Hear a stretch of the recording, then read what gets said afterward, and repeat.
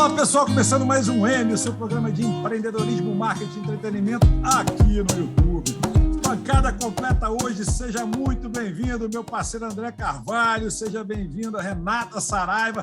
Hoje, estreando a Renata Saraiva com um sarrafo muito lá em cima hoje, André. Nossa convidada de hoje, né, Ana Maria Moretson. Seja muito bem-vinda, Ana, porque que a gente tem aqui um bate-papo muito legal nesses próximos 60 minutos, tudo bem?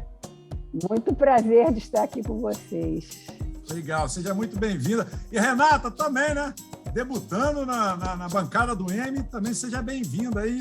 Como eu falei, obrigada, né? Hoje o sarrafo está lá em cima, gente. Vamos, que o programa vai ser muito legal. A entrevistada é entrevistadora. Não é? Mas pois assim, a gente faz assim aqui. Detalhe, somos 4 jornalistas aqui, por coincidência. Hoje, eu acho que nunca tivemos 4 jornalistas de uma vez só aqui. Olha que bacana. Eu também comecei minha vida como jornalista. Depois virei para roteirista, mas quem é jornalista nunca deixa de ser, Nunca deixa de ser. Eu já vou apresentar a nossa convidada Ana. André, meu amigo, o Momento YouTube é contigo. Nesse dia de Avant Premiere com a Renata, neste dia que é um dia de redação, né, só para o jornalista, então participe também dessa jornada, dessa nossa escalada, fazendo sua inscrição aqui no canal, acionando o sino das notificações, deixando os devidos e necessários comentários para que esse programa seja cada vez mais disponibilizado nessa grande rede que é o YouTube.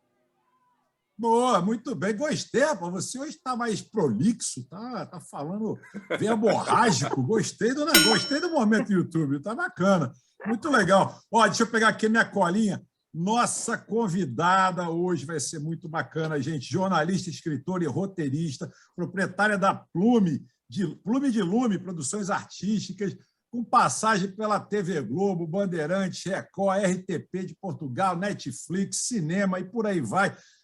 Tem muita coisa aqui para citar. Vou falar só algumas, porque senão a apresentação dela vai quase que a metade do nosso programa. Mas algumas do tipo Esplendor, novelas, Estrela Guia, Sabor da Paixão, coautora da Tieta, Pedra sobre Pedra, Fera Ferida, Riacho Doce. Nossa, tem coisa legal aqui. 30 anos de profissão. Pois é, 30 anos de profissão, tem muita coisa bacana para a gente conversar. E quando a gente montou, eu vou te contar, Ana, vou contar um segredo aqui, quando a gente estava montando a bancada, que a gente sempre tem a gente aqui, o combinado é não combinar nada, mas a única coisa que a gente é a bancada para receber o convidado. A Renata falou assim, deixa eu participar, porque eu adoro esse universo de roteirista, adoro todo esse charme, esse glamour. Então, eu vou aproveitar, né? Vou deixar a primeira pergunta para a Renata, né? Porque, afinal das contas, a Renata fez questão de estar na bancada. Então, Renata, é contigo, a nossa convidada. A primeira pergunta é contigo. Legal, valeu, Sandro. Ana, obrigada aí pelo seu tempo. Me diz uma coisa, como é que surgiu essa coisa de fazer roteiro para novela? Como é que você foi do jornalismo para esse mundo? E conta um pouquinho o que é essa aventura de escrever roteiro de novela. Gente, rapidamente vou contar para vocês. Quando eu tinha uns 12, 13 anos, 14 mais ou menos, de 11 a 14, eu estudava no Colégio Santa Úrsula, que era colégio naquele tempo, não era faculdade. E eu comecei a escrever historinhas em capítulos que passava pela turma inteira para ler. Historinhas de amor, historinhas interessantes. Isso aí foi o meu começo. Quer dizer, eu já tinha em mim o vírus da novela. Ou seja, eu sempre digo, eu dou muita aula de roteiro, vou até começar um curso agora, dia 20 de agosto, mas eu sempre digo para as pessoas que querem ser roteiristas, eu digo, gente, técnica todo mundo aprende. E como pianista, aprende a técnica de tocar piano. Agora, para ser virtuoso, você tem que treinar muito. Ou seja, eu sempre achei o mundo de contar histórias para as pessoas interessantes. Aí, quando começou um programa na TV Globo chamado Caso Verdade, eles recebiam roteiros, recebiam roteiros, entendeu? Aí eu assistia, eu gostava muito de assistir televisão. Nesse tempo eu estava com um filho pequeno, amamentando. Aí eu fiquei assistindo um, assistindo dois. Eu falei, olha, eu acho que eu sei fazer isso. Aí pensei numa história, nunca tinha aprendido nada de roteiro. Depois eu fui fazer o curso do Doc Amparato, mas nunca tinha aprendido nada. Escrevi uma história e mandei para lá. Um dia me ligaram e falaram, a gente está interessado em comprar a sua história. Olha que legal. Naquele tempo foi 500, sei lá, cruzeiros, não sei.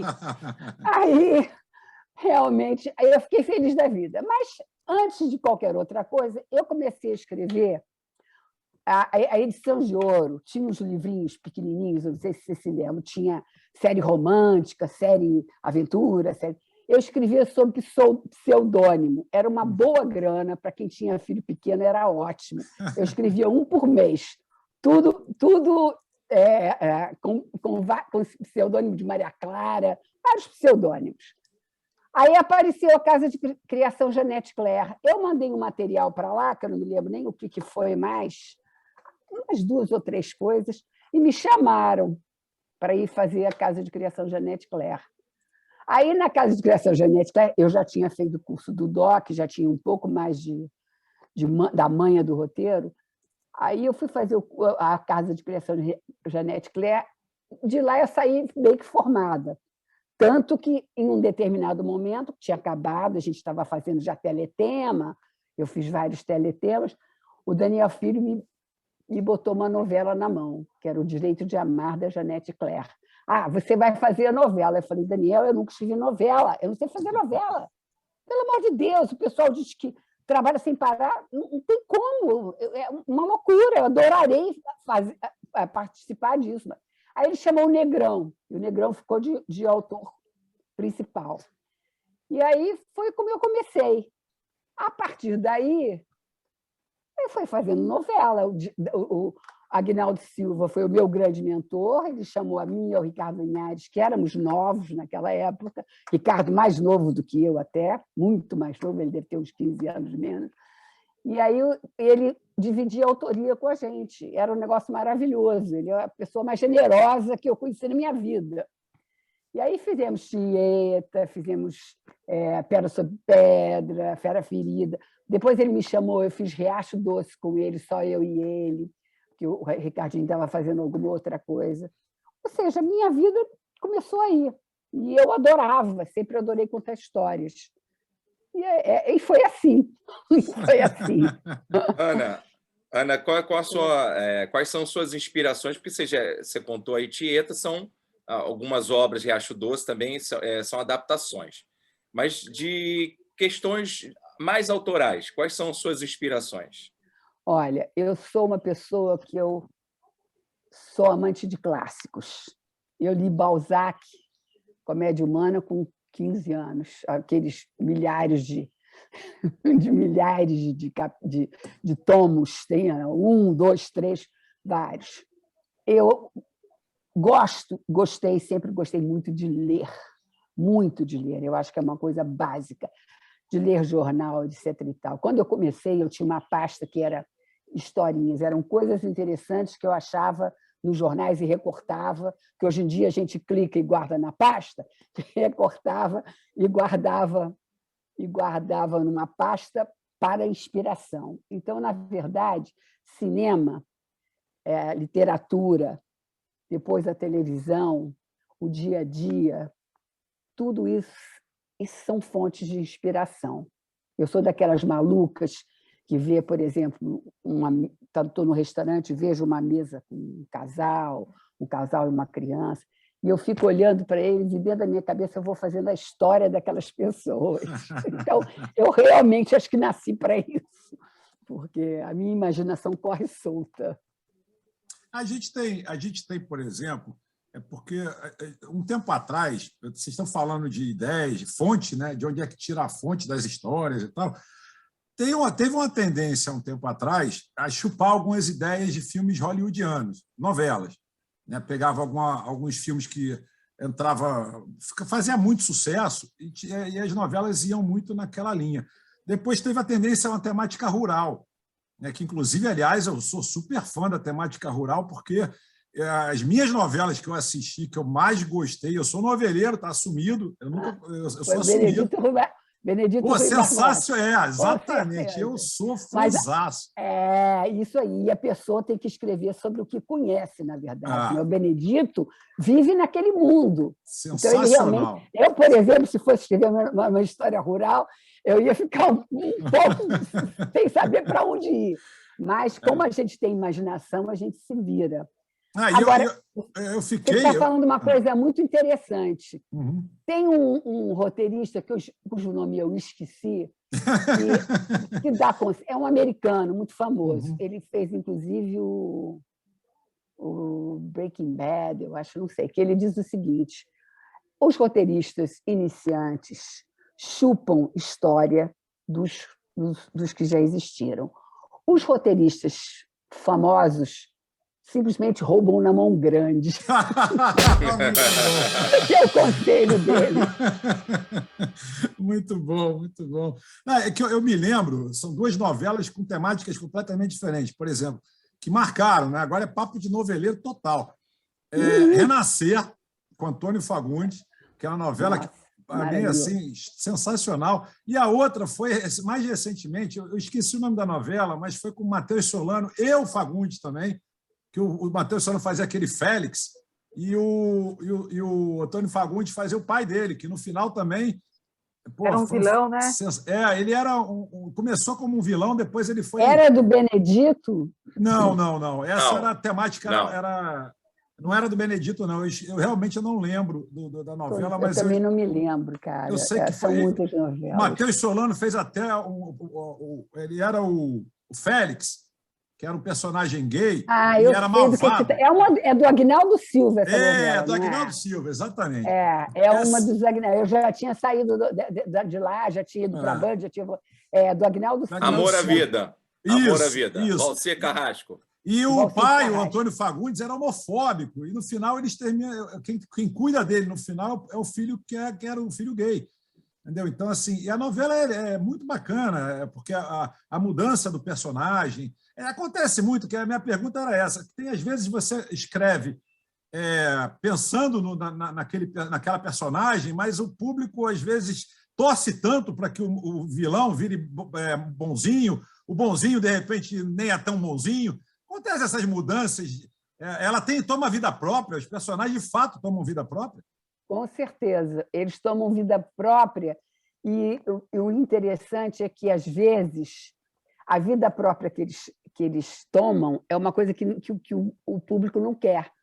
Então, por isso que eles têm aqueles group discussion, porque, às vezes, você fica sentindo que ele toma vida própria, está grande para você, está bacana, e o público está rejeitando, dizendo, não, ele não pode ficar bonzinho, isso é um absurdo. Eu tenho várias experiências com relação a isso. Por exemplo, eu escrevi Esplendor, e tinha o personagem da Cássia Kiss, que fazia a Adelaide. E a Adelaide, ela tinha um problema de coração. Aí ela tinha um problema de coração, ela era uma pessoa boníssima, maravilhosa, como Cássia quiser em qualquer novela, né? E quando foi chegando perto do final, todo mundo começou a falar comigo, meus colaboradores, não vamos matar a Adelaide, porque ela ia morrer. Aí eu falei, gente, espera aí, um instantinho, liguei para a Cássia, falei, Cássia, seguinte, está aqui o pessoal falando, ela, você não vai dizer o tempo todo para o público que eu tenho problema de coração sério, me faz arranjar um amor, me faz ter um filho, tem que me matar sim, tem que me matar, você está certa. Cara, e foi isso. E foi uma das cenas mais bonitas que eu vi em televisão de morte, não, com modéstia à parte, é o que ela conversa antes com o marido, e depois ela morre, aí você vê a filhinha dela, que ela nem filho poderia ter, por causa do problema de coração. Gente, às vezes acontece, né? Você tem uma coisa e você tem que respeitar o feeling, inclusive do ator.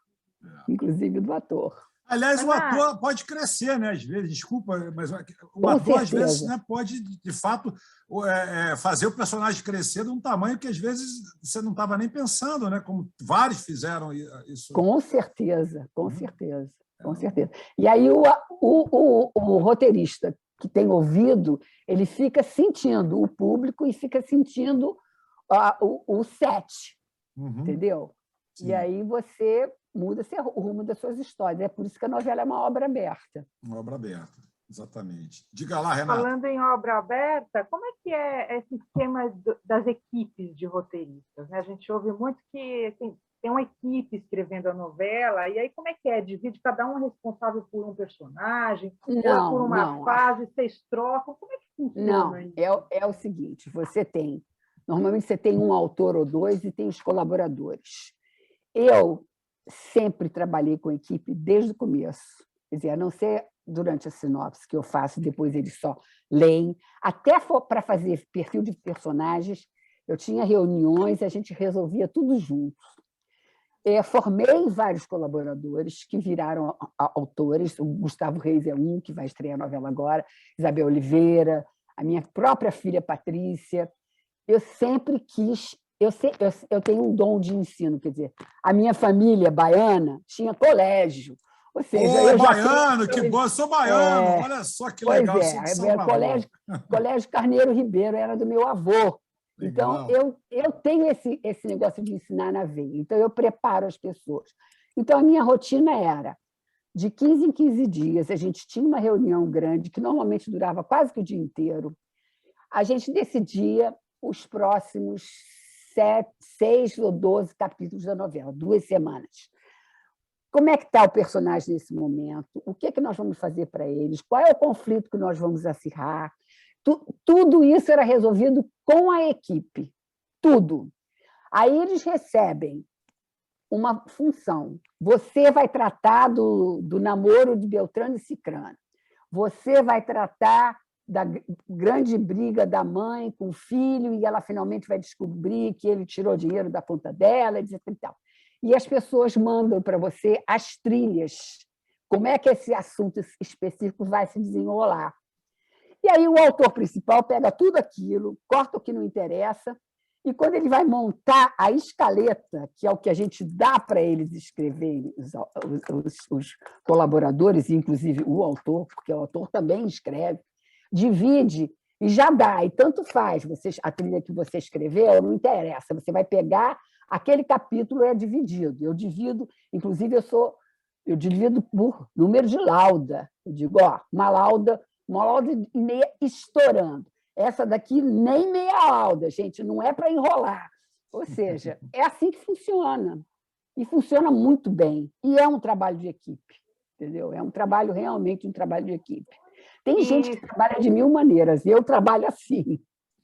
E você acha que agora, com essa facilidade, vamos dizer, do virtual, por causa da pandemia, isso facilitou? Quer dizer, dá para esses grupos vocês falam com mais frequência hoje? Porque antes você falava de 15 em 15 dias e tal, ou não?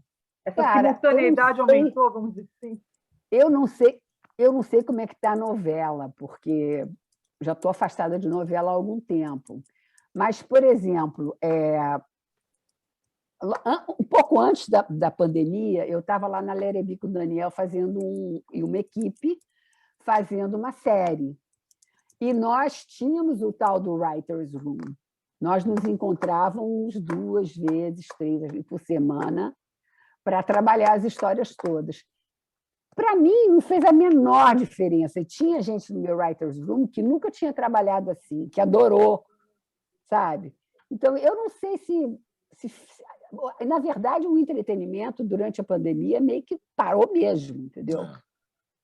O que eu fico fazendo é que eu tenho uma autora aqui que eu formei, que foi minha aluna, depois fez outro curso, e o que a gente fez nessa pandemia foram vários produtos, a gente faz o que chama a Bíblia Inicial, para entregar para os lugares para ver se eles querem comprar, entendeu? Isso foi o que a gente fez de trabalho, porque não tinha nada para fazer. Tá? Todo mundo parado. Quem estava escrevendo as novelas continuou, mas num passo absolutamente vagaroso, o que é a pior coisa que existe para uma novela. Porque você, quando você está com a adrenalina da história toda semana, é uma coisa. Quando você para, nossa, é um desastre. É um desastre. Perde o time, Então, né? Perde a pegada. Totalmente, Total. totalmente. Então, eu não sei como esse pessoal se virou, sinceramente. A Alicia Manso, que está escrevendo novela, o Alexandre Mazon e a... Esqueci o nome da menina, esse negócio de nome é fogo, né? Que botaram agora a História do Imperador no ar, que estreou segunda-feira, que é a direção do Vinícius, que também dirigiu uma Malhação minha, excelente diretor. Eu não sei, mas pelo que eu entendi, eles sofreram muito com essa história. Ficou mais de um ano parado. Diga lá, Pois André. Ana, a novela foi muito tempo produto de exportação da Globo, né? Carro-chefe, os seriados vinham depois, produtos jornalísticos também vinham a reboque. E com a ascensão de streaming, e antes de streaming, o próprio YouTube, esse produto novela, por ser muito extenso, né, que tem vários episódios de chegar, vamos alongar a novela. A novela era programada para 9 meses, aí ficava mais uns 11 meses, casos eternos. Aí a gente vai naquela anterior, lá da época de Annette Claire, que ficou 1 ano e pouco e tal. E como novela, não como Malhação, que que é outro produto. Outro produto.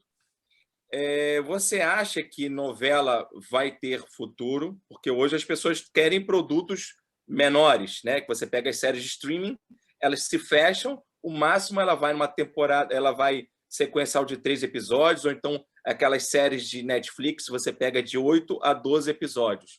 Você acha que novela tem fôlego atualmente por esse público novo que está chegando? É porque você vê pouco streaming. Porque se você pegar os espanhóis estão fazendo as Chicas del Cabo, etc. e tal, são de 30 e tantos capítulos. E tem mais um detalhe: o streaming está louco para fazer novelas. Por quê? Porque barateia. Porque o que existe na novela? Quando você dilui um custo, você barateia. Então, você pode fazer mais coisas. Então, o tempo de gravação também não estende tanto, porque eles começam a gravar por cenário, por locação, e vai rapidinho. Então, eu não sei, sinceramente, o que vai acontecer, porque dizem o seguinte: a TV fechada, no Brasil, ainda tem muitos anos de vida, gente. A gente é um país pobre, a gente é México, esse pessoal todo latino-americano, eles têm televisão fechada, e olhe lá, streaming é para alguns. Verdade. O nosso ninho é muito pequeno. A gente fica sempre pensando Rio, São Paulo, gente que tem faculdade, etc. Mas tem esse povão todo que continua assistindo novela.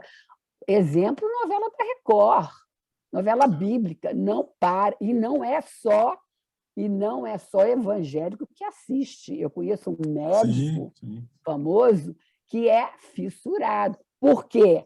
Porque a Bíblia é a maior fonte de histórias que existe. Entendeu?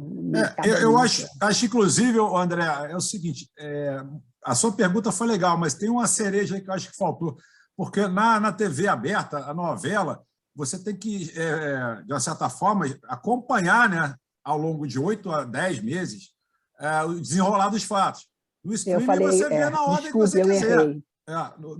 Desculpe, eu errei. Eu falei fechada quando eu devia ter falado aberta. Exatamente, na aberta. Então, e no streaming, você pode pegar, por exemplo, eu sou viciado em Netflix, então eu vejo espanhóis, agora vi uma série norueguesa, sensacional, inclusive, Ragnarok, muito legal. Eu vejo vários. É ótimo. Ótimo. Muita coisa eu vejo na Netflix, eu sou viciado mesmo. Agora, a vantagem da Netflix, que eu acho em cima das novelas de TV aberta, é que eu vejo a hora que eu quero. Eu vejo quantas vezes eu quiser. Se eu quiser maratonar, eu maratono. Se eu quiser ver 4, 5 capítulos ou 1 por dia, porque a novela é 1 por dia. Tanto que a própria Globoplay, a Record também e tal, eles lançaram seus canais de streaming para depois colocar à disposição do público, né? Mas primeiro passa na TV aberta, para depois ir para o... Geralmente é assim, geralmente vai para o... Essa facilidade é que eu acho que atrai mais o streaming, mas eu concordo com a Ana, porque o acesso ao streaming ainda são para poucos, né? Não é para... Não, mas o que eu estou querendo dizer é o seguinte, tem vários fenômenos quando você tem que alongar a novela, a famosa barriga. Chega um momento que não tem mais tantos conflitos. Mas aí a audiência, a novela vive de conflito. Tá E certo. o streaming, por ser uma curta duração, a Ana até deu o exemplo da espanhola, que são 33. Em 33, você já consegue fazer uma obra meio fechada, que você consegue gerar esses conflitos e você confina e você gera uma linearidade. A novela, como é um período maior, até as novelas da Globo estão ficando com períodos menores, por isso, você tem esses problemas das barrigas e que perde audiência. E para a televisão aberta, a audiência é fundamental. E no streaming, como você... E as pessoas estão impacientes, né? Se hoje até o WhatsApp você consegue reduzir a velocidade do tempo, no YouTube você também consegue. Não, dobrar a velocidade. Dobrar a velocidade. Dobrar a velocidade. As pessoas não querem ficar muito tempo, mesmo que elas escolham. Tanto que se maratonam uma série, as pessoas não têm paciência de ficar muito tempo, então pode perder. E por isso que eu vejo assim, o fenômeno novela desse estado, ele precisa de uma alteração. Tanto que a Globo está começando a investir em séries, em mini-novelas. Mas tem o seguinte, tem duas coisas. A primeira é que existe a edição. Eu acho que eu não sei, porque eu não tenho assistido Riacho Doce e ele estava integral, mas foram 40 capítulos. Mas, por exemplo, Tieta, que é o mais assistido de todos, eles botaram Tieta no ar, foi uma coisa assim, fora do normal. Não para de entrar gente para assistir Tieta. Que não era, foi uma novela grande, não me lembro quantos capítulos, não me lembro de ter barriga, porque também as nossas novelas eram diferentes. Essa história de barriga é muito quando é a novela contemporânea, que ela consegue ter um pouco mais de barriga. E eu acho que o fato deles pegarem essas novelas e fazerem como os espanhóis e dividirem em ciclos de 30, por exemplo, também é uma coisa boa. Eu não sei por que ainda não fizeram. Porque a Favorita fizeram. Pois é, entendeu? Ele deu uma virada. E a Favorita tem cara de série, né? Porque você vê, as séries da Globoplay não têm o sucesso que as novelas da Globoplay têm, entendeu? Agora, esse negócio de barriga é uma coisa muito esquisita, porque você não sabe exatamente por que existe essa barriga. Quando. Eu sei, por exemplo, quando eu fui fazer Esplendor, que o Esplendor era uma novela que era para tapar um buraco, porque eles não tinham conseguido botar, acho que, Uga Uga no ar. E era uma novela de 70 capítulos, 70, 80. O Daniel me pediu, correndo. Eu tinha acabado de voltar da Band para a Globo. Aí eu falei, Daniel, não tenho nada pronto. Ele falou, tem que ser uma novela barata, é uma esquina cenográfica, são 30 personagens no máximo, 6 cenários. Eu falei, puta que pariu, o que eu vou fazer? Aí eu me lembrei de uma história que eu tinha, que era Esplendor, que é passada numa mansão, tem toda aquela história, etc. e tal. Aí eu, burra velha, falei assim, 80 capítulos, tá bom, eu vou acreditar nisso, sim, quando eu nascer de novo. O que eu fiz? Eu tinha uma personagem que era a Letícia Spiller, e tinha uma personagem que era a Cristine Fernandes. E elas duas estão num ônibus, acontece um acidente, a Letícia Spiller pega a identidade da Cristine Fernandes, porque ela está fugindo de uma confusão que aconteceu antes, de um crime, não sei o quê, e vai trabalhar nessa casa. E a Cristine Fernandes, aí o pessoal, posso dispensar? Eu falei, não, ela vai ficar em coma. Vocês não vão dispensar ela, não. Deixa ela aí. Botei a Cristine Fernandes em coma, quase 50 capítulos. Quando eles me disseram que, Ana, tem que ter mais 70 capítulos, eu falei, tá bom. Eu trouxe ela do coma, e aí não houve barriga. Não houve barriga. Por quê? Porque a história teve uma guinada muito grande. E isso eu já fiz porque eu estava acostumada. E tem mais, eu fiz essa Esplendor porque eu fui para a Band. Porque na Band não tinha o dinheiro que a Globo tem. Então, você tinha que fazer 1000 coisas lá. Não podia isso, não podia aquilo. Eu fiquei acostumada. Eu fiz 3 novelas na Band. Quando eu voltei para a Globo, a única pessoa que podia fazer essa novela era eu, porque eu tinha essa experiência, entendeu? Eu precisei ver o que era menos para poder entregar para o pessoal que só sabe o que é mais, entendeu? Eu quero que um boi voando. A Globo tá bom, ótimo. Qualquer coisa a Globo fazia. André, você caiu teu vídeo, André. Alguma coisa aconteceu aí, não sei o que aconteceu com o nosso amigo. Tomar café ou fazer pipi. Ele caiu aqui, mas tudo bem, não tem problema não. Diga lá, Renata. Ana, a gente está falando sobre o impacto do streaming, TV aberta, TV fechada, etc. E durante muito tempo as novelas foram muito influentes, vamos dizer assim, no comportamento do brasileiro, né? Sempre se falou muito disso.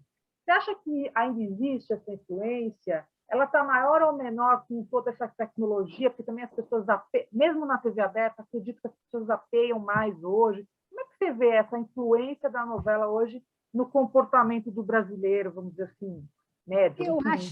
Eu acho que é menos do que antes, porque hoje em dia, com a internet, se tem tanta informação, entendeu? Porque antigamente, eu acho que a novela era a ponte da tua vida para a vida dos outros.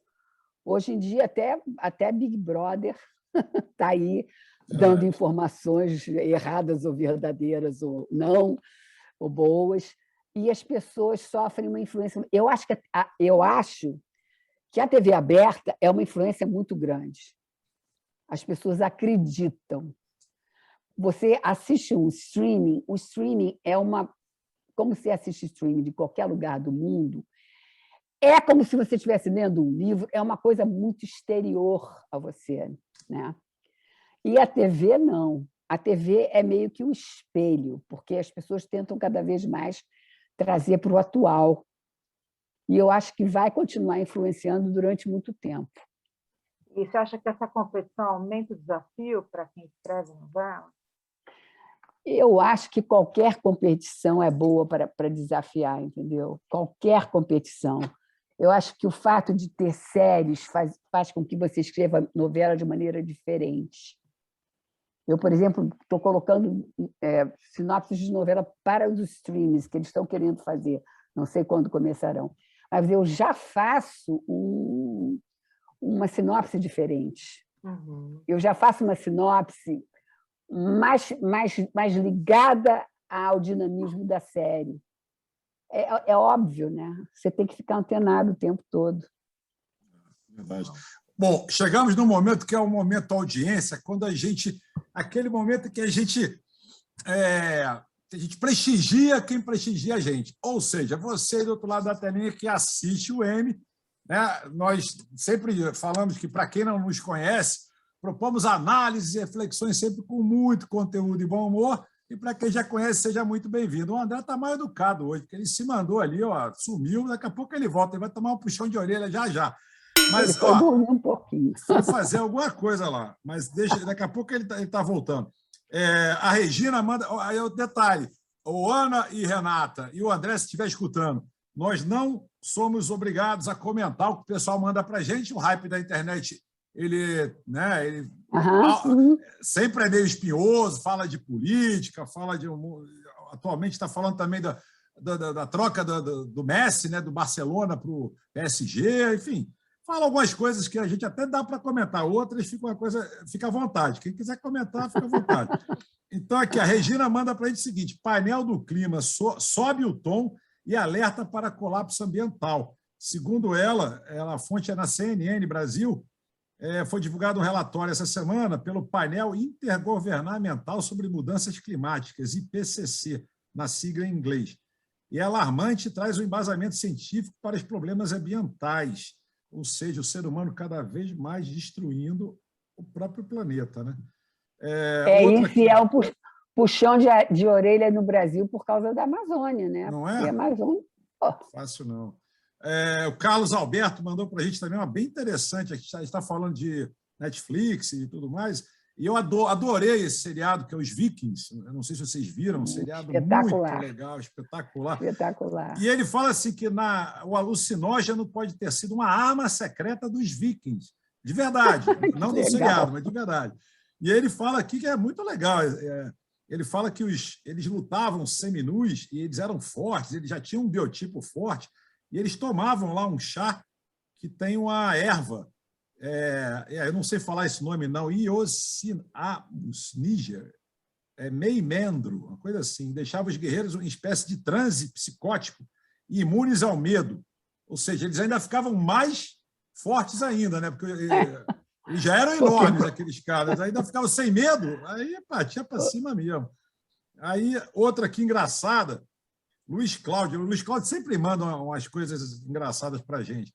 Ele bota o seguinte: você sabe que o fim do mundo está próximo quando um baiano ganha um ouro em uma prova de velocidade. Pô, sacanagem, eu sou baiano. Pô. Sacanagem, não é isso não, preconceito. Baianofobia, isso aí. E teve um momento que comentaram que as medalhas brasileiras, né, de esportistas vindos da Bahia eram maior do que o número da Espanha tinha recebido. É verdade, os baianos estavam, se fossem classificar baiano, eles iam ser classificados. Rodou até um meme na internet que tinha lá Estados Unidos, China e tal, e a Bahia. Bahia, ainda fica sacaneando os baianos, olha só, tá bom. A gente lê, a gente tem que agradar a audiência. Baianos. Lógico, parabéns. Agora veio a Maria Clara, essa foi bem legal, ela fala: a maturidade ensina que, às vezes, você tem que aprender a ficar em silêncio, mesmo quando você tem muito a dizer. Essa é legal, hein? Essa é bacana. Essa eu achei legal. Outra bacana aqui também da Dani. Se eu pudesse te dar um conselho hoje, seria: estude, trabalhe, construa uma linda jornada e, se aparecer uma pessoa legal, chame para caminhar junto. Aí, só filosófico. Tá legal. A nossa audiência tá fofa. Tá fofa. Geralmente tá não é fofa, não. O pessoal bate mais. Agora aumentou um pouco o tom aqui. A Martinha pega uma frase, né, um chavão, e aí ela fica tiririca. Ela mesma coloca, ela mesma fica tiririca. Ela bota o seguinte: a frase, abre aspas: homem trai por sexo e mulher trai por falta de carinho. Aí fecha aspas e ela mesma comenta: meu bem, os dois traem por falta de vergonha na cara. Traição é opção, não deslize. Ela mesmo, cara, ela coloca a frase, ela mesmo comenta, e ela mesmo que eu adorei isso aqui, ela mesmo fez tudo. Muito bom, gente. A Martinha, essa foi sensacional.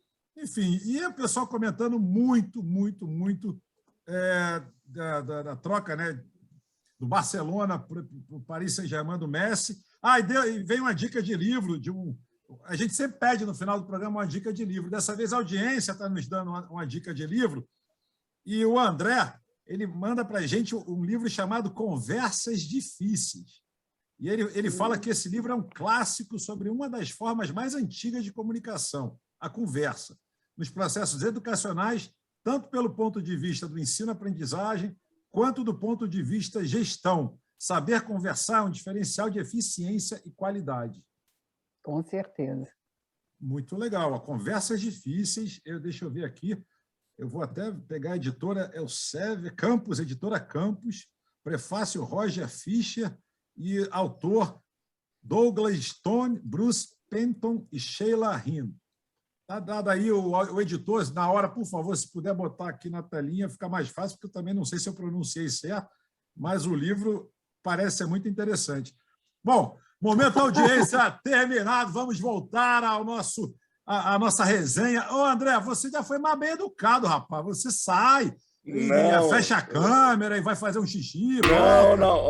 Não. O que aconteceu? Estando em home office, tem as emergências do porteiro tocando interfone.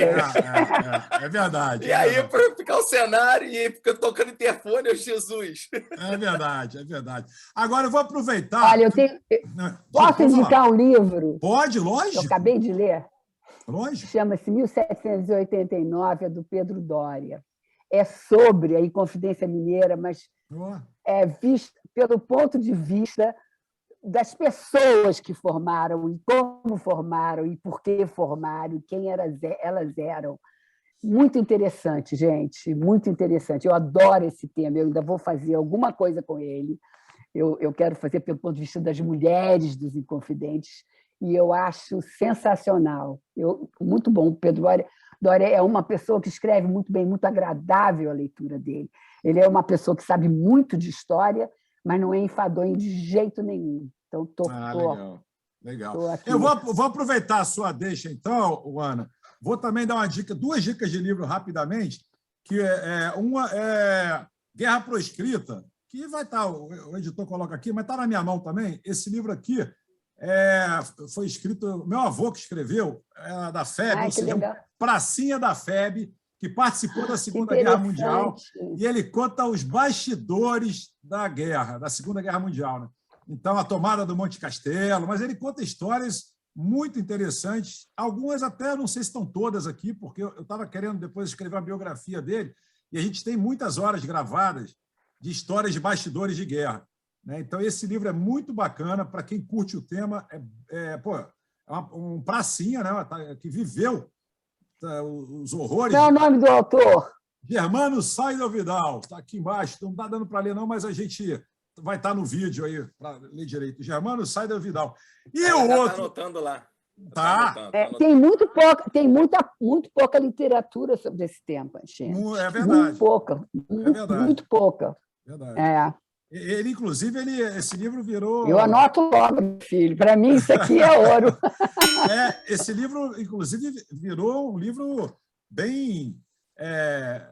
as Forças Armadas adotaram para a formação dos cadetes, e tem o prefácio na época do Barbosa Lima Sobrinho, que era o presidente da ABI, né? Que ele um prefácio bem bacana aqui. Então, bom, já fiz aqui esse merchan, e eu vou falar de um livro que eu pouquíssimo falo aqui, que até porque o livro é autoral, é meu mesmo, né? Eu não fico fazendo merchan meu, mas assim, esse aqui é o famoso, aqui, ó, nem tão famoso assim, mas o Quem Pintou My Horse de Green, que é esse livro aqui, foi quando eu fui candidato em 2008, eu fui candidato a vereador pelo Partido Verde. Na época, a galera do partido, eu tinha acabado de sair de televisão também, do SBT, em 2006, e o pessoal me chamou para uma aventura na política, e aí eu falei, bom, eu não estava com pretensões alguma de ganhar, nem de nada, mas eu falei, um livro vai render. E aí eu anotei tudo. Eu fiz diário que legal. de um candidato de primeira viagem. Gente, esse livro... Isso é maravilhoso. Virou a comédia, porque esse livro a gente só entrou em roubada. Eu tenho até uns amigos que são atores, que eles falam, pô, Sandro, passa para cá, vamos fazer uma peça, vamos fazer não sei o quê. Eu falei, não, agora não, quem sabe uma hora, quem sabe não sei o quê. Então, mas é um livro assim, que conta assim mesmo como uma pessoa que não entendia nada de bastidor de política, nada. Entrou nessa fria. Total. Mas cada situação delicada que a gente entrou, que agora é engraçado, mas na hora não foi, não. Na hora a gente passou cada aperto danado, foi cada sufoco. E fazer campanha no Rio de Janeiro, a gente entrou em tudo quanto é comunidade, a gente entrou em tudo quanto é lugar, e a gente passou uns sufocos bravos. A pessoa acha que é fácil, não é fácil, não. Não é mesmo. Não é mesmo. E a realidade do Rio de Janeiro, quando você sai da tua zona de conforto, quando você sai da Zona Sul, quando você sai de onde você está acostumado, é uma realidade muito, muito triste. Tá? Muito triste. As pessoas, de fato, não fazem a maioria não faz a menor ideia da tristeza que é viver. As pessoas, a maior parte da população vive sem condições básicas. É uma coisa muito... A gente, às vezes, acha que é no Nordeste, né?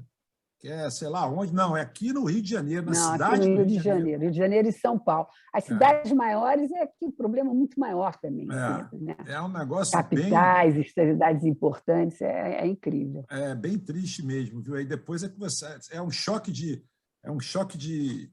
realidade que eu vou te falar. Mas enfim, fiz uma canja aqui minha, fiz uma canja aqui para o meu avô já falecido. Bom, Renata e André, vocês querem dar uma dica de livro? Porque eu já vou mudar para um outro assunto. Vocês querem dar uma dica de livro? Vou aproveitar. Eu andei um tempo aí... Eu gosto muito de ler biografias. É um eu adoro também. Que me agrada muito. E eu passei um período aí lendo várias biografias de mulheres, e várias eu gostei, mas uma que eu lembrei hoje de trazer é a da Frida, chama Frida, a biografia do Hayden Herrera. Hayden Herrera. É um título aí que até fez um certo sucesso há uns 2 anos. Frida é o máximo, né? E aí é a vida dela, e, enfim, aí muito legal. Uma vida terrível, doente a vida inteira, problema de locomoção. Frida e que criatura ativista, né? É uma pessoa pensadora. Ela, nossa, eu sou num fã. tempo e num lugar onde tudo isso era praticamente impossível para a mulher, né? Exatamente. Então, o livro traz muito isso, não de forma explícita, mas está nas entrelinhas. Você lê aquilo, né? Então, um livro bacana. Legal, André, sua vez aí para a gente fechar nosso momento dica de livro. Como a Ana vem de uma família de donos de escola, ligada à educação, Fomos Maus Alunos, do Gilberto de Mestain e Rubem Alves. É um livro muito, muito gostoso de ler, é em diálogo, como se fosse um diálogo gravado, e mostra que nem sempre um mau aluno vai ser um mau profissional ou uma má pessoa. Ele está desajustado àquele ambiente escolar que a gente já debateu aqui, tirando agora a pandemia, é um ambiente que mais se manteve na mesma estrutura desde o seu início. Professor à frente, um quadro, um local onde ele possa expor, os alunos enfileirados, um atrás do outro. Então, as pessoas, às vezes, criativas, aquelas que são fora da caixa, elas não se adequam. E, às vezes, as melhores pessoas, os que têm maiores ideias, são os maus alunos. Então, ele vai mostrando como funciona isso. Eu estudei no colégio de freiras e passava a minha vida tentando fazer uma freira, que era a nossa mestre de classe, a desistir do hábito que ela tinha. Era uma pessoa muito inteligente demais para estar lá enfiada num convento e vivia sendo castigada por causa das minhas ideias. Muito bom. Vamos lá, gente. A Ana falou no início aqui da nossa resenha com relação à técnica, né? Que técnica todo mundo aprende, que estudando e tal, que dá workshops e tudo mais. A minha dúvida é o seguinte, Ana, eu até concordo realmente que técnica, acho que a gente consegue passar. Eu sou professor universitário, então, muitas vezes eu falo isso em sala de aula, né? Que a técnica é essa. O problema, aí eu vou te perguntar, técnica a gente ensina, e o talento, Ana? O talento, muitas vezes, é difícil, né? Porque se a pessoa não tiver não tiver uma queda pelo negócio, não tiver o talento mesmo, é difícil. Como é que se ensina talento? Não se ensina talento. O que eu acho que acontece é o contrário. Por exemplo, quando você tem que escrever 6 capítulos por semana, praticamente 3 roteiros de cinema, mais ou menos isso, porque é coisa pra caramba, 3 ou 2. Você que tem talento e acostuma a escrever, etc. e tal, tem aquele dia que você diz assim, meu Deus, acordei com dor de cabeça, para que eu bebi ontem? Eu tenho que fazer esse capítulo, tem hora para entregar, o que eu vou fazer? Você liga a técnica e você faz, entendeu? A técnica serve ao contrário. Agora, talento ninguém ensina. Ninguém ensina talento. O que você ensina gente, assistam tudo que vocês possam assistir, até filme serve, porque em tudo você encontra alguma coisa que vai te dar inspiração. Inspiração, você não tem como ensinar. Você tem que explicar para as pessoas que elas têm que buscar inspiração na inspiração dos outros. Mas a verdade é essa, não tem como. Você nunca vai fazer um grande pianista de uma pessoa que não tenha queda, tendência total, mesmo que ele estude 250 mil horas por dia, se ele não for um virtuoso, não tem jeito. Não tem jeito mesmo. Você, por acaso, só de curiosidade, porque essa pergunta é uma pergunta até chata de fazer, mas assim, não vou deixar passar, porque a gente sempre fica curioso. Mas de todas as obras que você participou, que você fez, e tal, você tem alguma assim que você tem mais carinho ou assim uma coisa mais apego? Eu tenho muito apego pelas duas que eu fiz logo que eu saí da Bandeirantes e fui para a Globo de volta. Uma é o Esplendor, que foi uma história que começou com uma folha de papel, que foi o que eu entreguei para o Daniel, que ele olhou e disse, faz essa, entendeu? E que depois dobrou o tamanho no meio da novela. E Estrela Guia, que foi uma coisa que ninguém conseguia, e eu consegui, que era o momento que a Sandy estava fazendo um maior sucesso em tudo quanto é canto. E ninguém ousava botar a Sandy na novela. E eu sabia que era um desejo do Boni, um desejo do Daniel. Aí eu consegui. Naquela época era Marluce Dias, que tomou. E eu falei, Marluce, eu quero fazer uma história, mas tem que ser com a Sandy. Aí todo mundo falou que eu era maluca no meio da reunião. Eu falei, gente, só pode ser a Sandy, porque eu estou fazendo um papai pernilongo. Eu estou fazendo um cara mais velho, com uma menina que ele é tutor dela, e não pode ser qualquer menina conhecida. Tem que ser uma menina que se acredite que é virgem, que é criança, inclusive que ela foi criada num lugar diferente, que era um lugar desses de hippie na época, né? Mas com uma comunidade. Aí eu sei que a Marluce apostou e a gente conseguiu fazer. Isso aí eu tenho muito orgulho, porque foi um momento em que a menina estava no auge. E tem uma geração toda que agora, que está passando de novo a novela, que está assistindo. Então, o resto, tudo, eu tenho prazer e amo tudo que eu faço, entendeu? Quando eu estou fazendo, se você não tem paixão, não serve. Você tem que ter paixão. Ana, e tem diferença entre aquele momento que você entrega o capítulo, como você vê aquele momento, aquele capítulo, né? Aquele pedaço da história, e depois quando você assiste? Boa! Tem diferença? Boa tem diferença quando você não tem ligação com o diretor. Quando você tem ligação com o diretor, você sabe que ele vai botar na tela o que você escreveu. Quando você pega um diretor que não te entende, que por algum motivo acontece um ruído ali naquela comunicação, aí você se decepciona, porque não tem como você controlar. Você só controla. Por isso é que eu sempre digo, o diretor é parte da equipe. Se você não tiver o diretor na tua mão e ele não tiver você na tua mão, se vocês não forem realmente casamento, parceiros, muita coisa pode dar errado. Muita coisa deu errada. Não foi por causa de público, não foi por causa de nada. Foi por causa de parceria ruim. E te incomoda os cacos, os famosos cacos? É isso que eu ia perguntar agora. Cara, estou vendo na minha cabeça agora. Eu fiz várias novelas e tinha vários atores que tinham cacos. Não só não me incomoda, como eu incorporo. Legal. Como eu incorporo. Porque quando o ator é inteligente, você tem que respeitar ele. Verdade. Ele sabe o que ele está fazendo, ele trabalhou aquele personagem. Às vezes ele sabe melhor do que você a palavra que você põe na boca dele, ele não vai ser bem essa, vai ser essa. Está certo. Não tem menor problema com relação a isso. A gente não pode se apegar à vírgula e a palavras. Não faz sentido. Não faz sentido. Você tem que se apegar ao seu personagem. Ana, você disse que vai ter pensou, tá já elucubrando, fazer sobre a Inconfidência Mineira, as mulheres, mas elas vão estar sob a perspectiva daquela época ou do século XXI?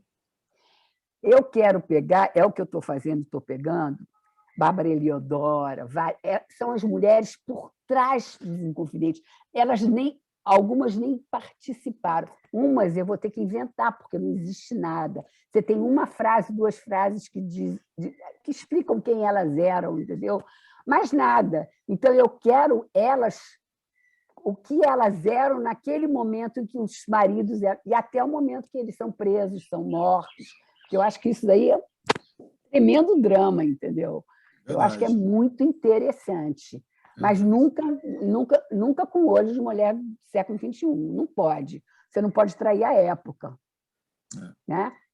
É uma ideia muito interessante, porque se você for parar para ver, o foco sempre teve nos personagens, né, Nos masculinos. homens. Nos homens. Exatamente.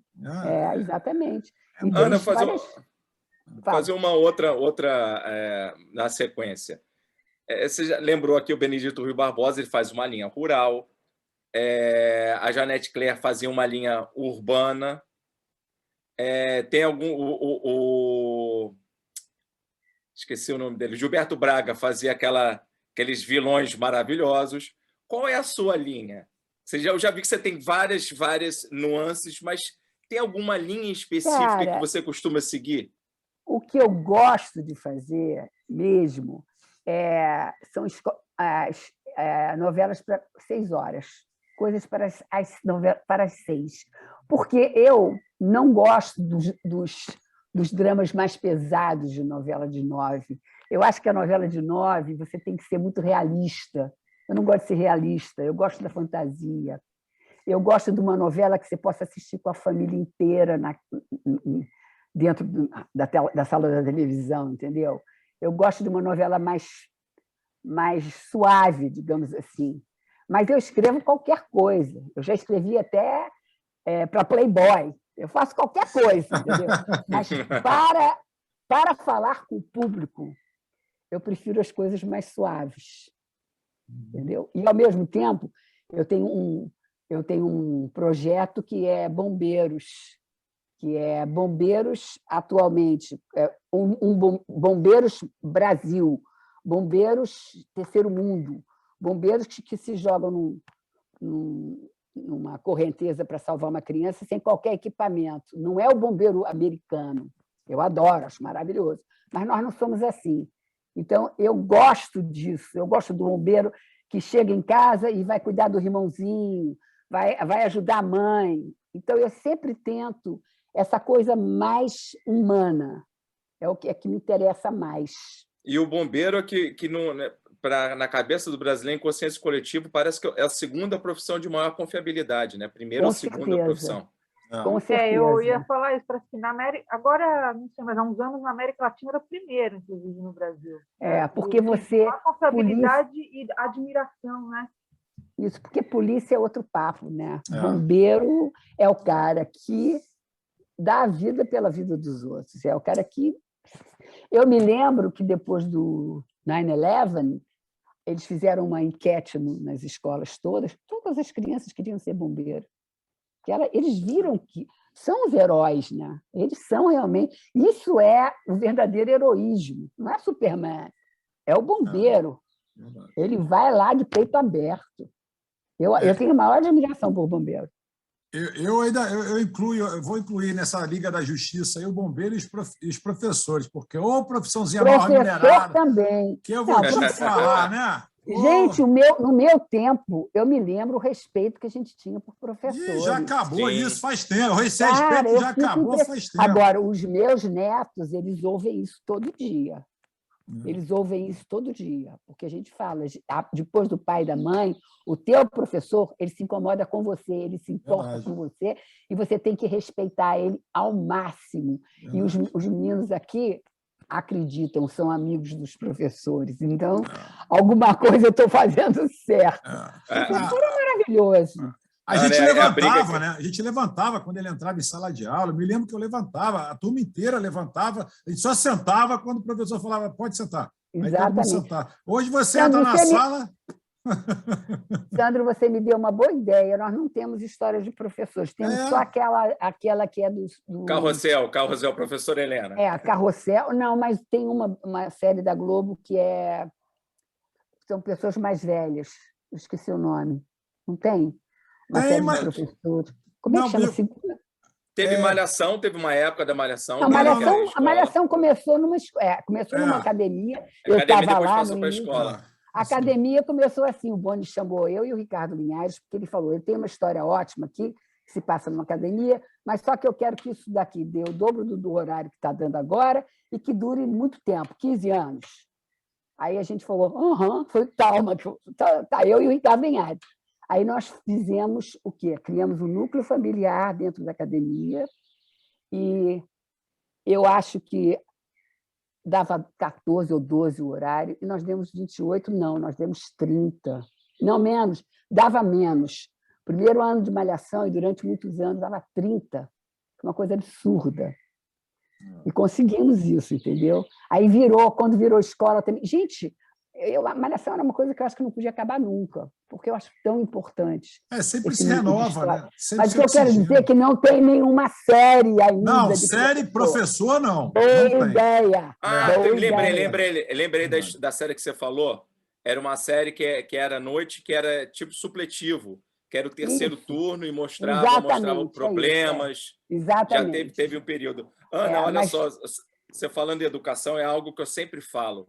E aí você me dá um exemplo claro e vivo do que é esse processo. Que eu digo que hoje a educação as pessoas terceirizaram, ou seja, a escola ficou responsável pela educação primária dos seres, das pessoas, né? Então, os pais e mães despejam na escola para alimentar, para ensinar conceitos básicos de cidadania, quando isso as pessoas deveriam, os conceitos básicos de cidadania, pelo menos, deveriam vir de casa.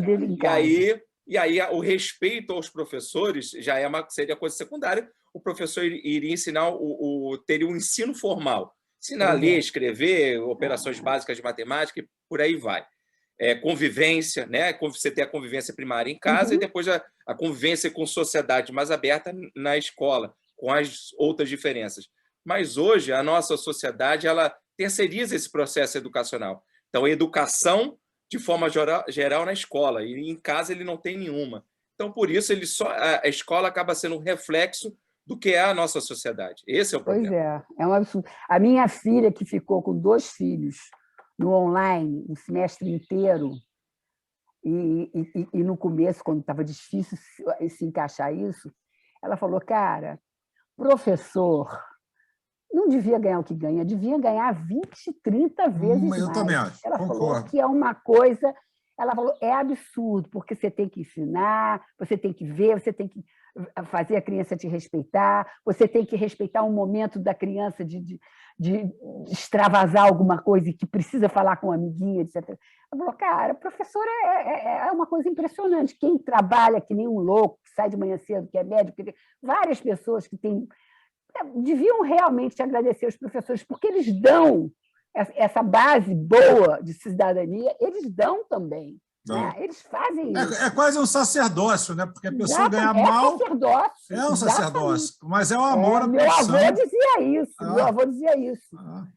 Ensinar é sacerdócio. Sacerdócio, é um negócio... Por isso que ele falou, por isso que a gente não ganha muito. Mas é impressionante. Ele ensinou metade da Bahia de graça. Porque os garotos vinham do interior, não tinham onde morar, ele dava lugar para morar e ainda ensinava, ainda saía todo mundo formado. E você vê que os países que investiram em educação, e países que até um tempo atrás o IDH era baixo, hoje estão nadando de braçada, né? Países que estão... você pega a Noruega, Suécia, o Japão, que tomou 2 bombas atômicas, ficou arrasado, a Alemanha arrasada. Com certeza. Entendeu? É investimento em educação. É impressionante. Gente, estamos na reta final do M de hoje, então eu vou pedir para que minha bancada do M, a nossa convidada vai encerrar num grande final. Então, vocês, por favor, vamos na reta final, nas considerações finais, né, deixando a Ana por último, para ela encerrar bacana. Então, Renata, você que está debutando hoje com a gente aqui, à vontade, é contigo. Adorei, porque agora eu já conheço os 2 lados da moeda do M, né? Já fui entrevistada, agora entrevistadora na bancada. Adorei participar desse tema, como eu falei, né, no nosso grupo, essa questão dos roteiros, do impacto da novela no Brasil, tudo isso me interessa muito. Adorei conversar com você, Ana, foi realmente um papo muito gostoso e vamos embora. Bora. Vamos jogar para o meu amigo André Carvalho. Esse é o homem dos clássicos, é o homem que gosta da literatura, Machado de Assis, né, nessa linha. Hoje ele veio também com outro.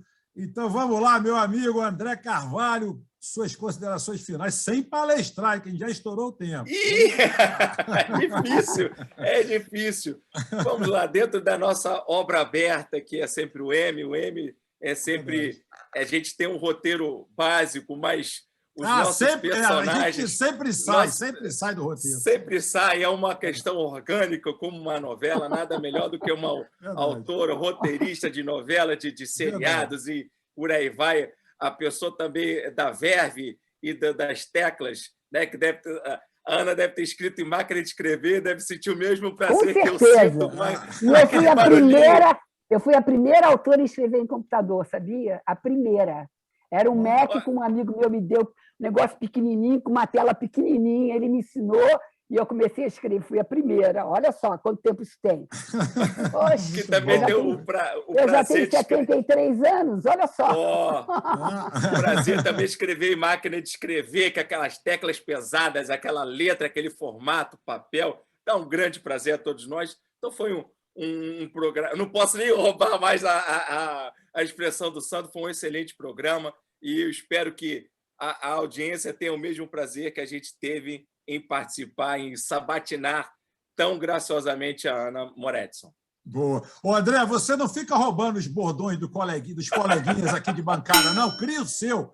E aí você fala o seu. Você fica toda hora querendo roubar meus bordões. Ainda bem que você não falou hoje. Vou guardar.